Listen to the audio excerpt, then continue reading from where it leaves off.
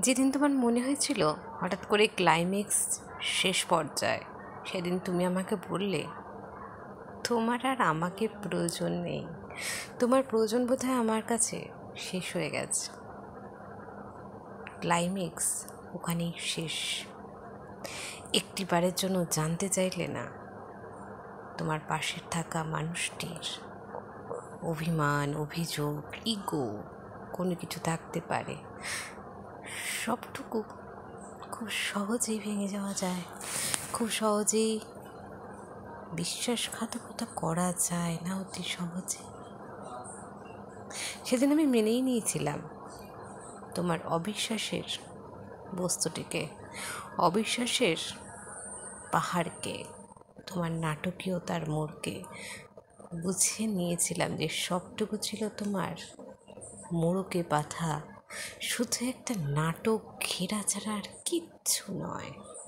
শুধু তুমি চাও বা চেয়েছিলে সময়ের সাথে কাউকে ব্যবহার করে ছুঁড়ে ফেলে দিতে।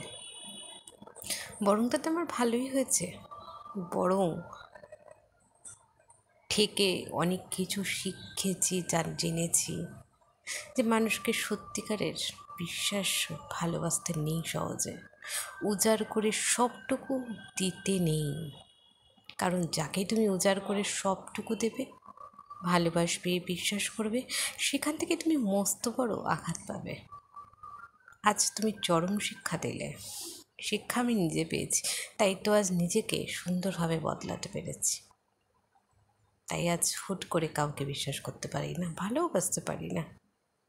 আর যে ছেড়ে চলে যায়, পরে গিয়ে তাকে আফসোস করতেই হবে সে কি হারালো। আজ আর আমার কোনো অতীতকে নিয়ে কোনো যন্ত্রণা নেই, কোনো কষ্ট নেই, অনুতাপ নেই।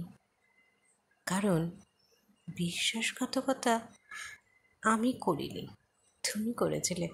সো ফ্রেন্ডস, কণ্ঠে সৌমি আমার চ্যানেলের আজকের বক্তব্যটি কেমন লাগলো অবশ্যই জানিও। পারলে আমার চ্যানেলের সঙ্গে থেকো, please please subscribe my channel. আর ভালো লাগলে কমেন্ট করো আর সাবস্ক্রাইব বাটনটা টিপে দিও। এবং আজকের রাতটি সবার শুভ হোক। Good night everyone.